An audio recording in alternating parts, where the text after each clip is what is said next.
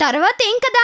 100 సంవత్సరాలు నిద్రపోతున్న మగువ గురించిన కథ నేను మీకు చెప్పబోతున్నాను. 100 సంవత్సరాల వినడానికే సంతోషంగా ఉంది. నిద్రిస్తున్న రాకుమారి. చాలా కాలం క్రితం ఒక గొప్ప రాజు ఒక దేశాన్ని పరిపాలించేవాడు. వాళ్లకి కుమార్తె పుట్టినప్పుడు ఎంతో సంతోషించారు. రాకుమారికి రోస్మండ్ అని పేరు పెట్టారు. మన రాజ్యంలో గొప్పగా ఉత్సవాలు జరుపుకుందాం. రాజ్యంలోని ప్రతి ఒక్కరిని ఆహ్వానిద్దాం. అక్కడ మొత్తం 13 మంది అప్సరసలుండేవారు. అయితే రాజు 12 మందిని మాత్రమే ఆహ్వానించాడు. 13వ అప్సరస గురించి మర్చిపోయాడు. పండుగ రోజున అప్సరసలందరూ రోస్మండ్ చుట్టూ చేరి ఆమెకు విచిత్రమైన వరాలిచ్చారు. రాకుమారి అందంగా ఉంటుంది, ఎంతో దయా ప్రేమ కలిగి ఉంటుంది. అలా తలా ఒకటి చెప్పారు. 12వ అప్సరస తన కోరికను తెలియజేయబోతుండగా 13వ అప్సరస ప్రత్యక్షమయ్యింది.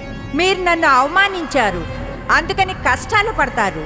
మీ అందమైన కుమార్తెకు నేనిచ్చే వరం ఇదే. రాకుమారికి 16 ఏళ్లు రాగానే ఒక సూది గుచ్చుకుని ఆమె చనిపోతుంది.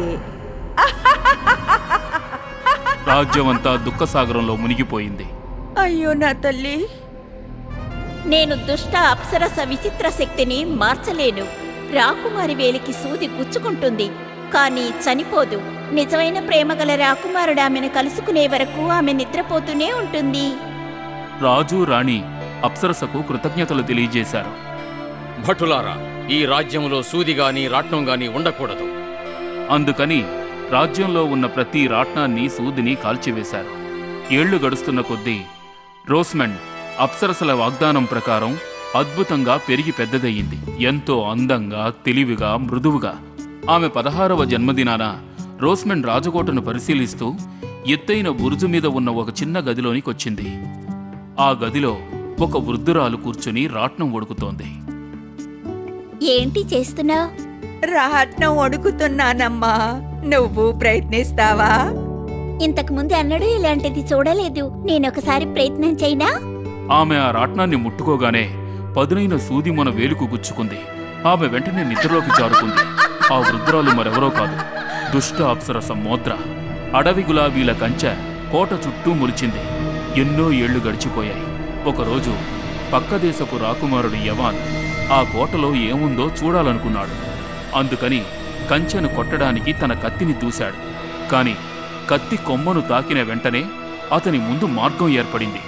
అతను కోటనంతా పరిశీలించి చివరికి అతను ఎత్తైన బురుజు మీదున్న చిన్న గదిలోకి ప్రవేశించగా అక్కడ నిద్రిస్తున్న రాకుమారి అతని దృష్టిలో పడింది.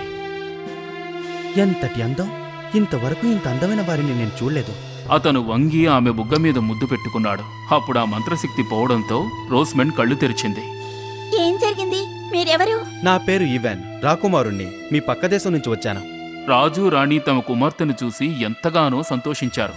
నువ్వు దుష్ట మాంత్రికురాలి శాపాన్ని పోగొట్టావు. తరువాత రాజు రాకుమారునికి పూర్తి కథను వివరించారు. నిజమైన ప్రేమగల రాకుమారుడు మాత్రమే ఆ మంత్రశక్తిని పోగొట్టగలడు. అమ్మా రోస్మండ్, నీ నిజమైన ప్రేమను పొందగలిగావు. రోస్మండ్ మరియు యవాన్ల వివాహం జరిగింది. నూతన దంపతులను ఆశీర్వదించడానికి అప్సరసలందరూ వచ్చారు. రాజ్యంలో మళ్లీ ఆనందం వెల్లివిరిసింది.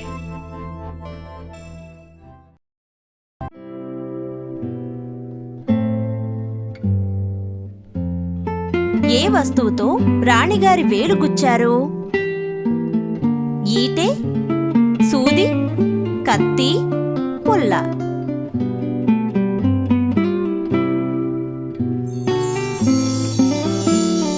సూది. కరెక్ట్ సమాధానం.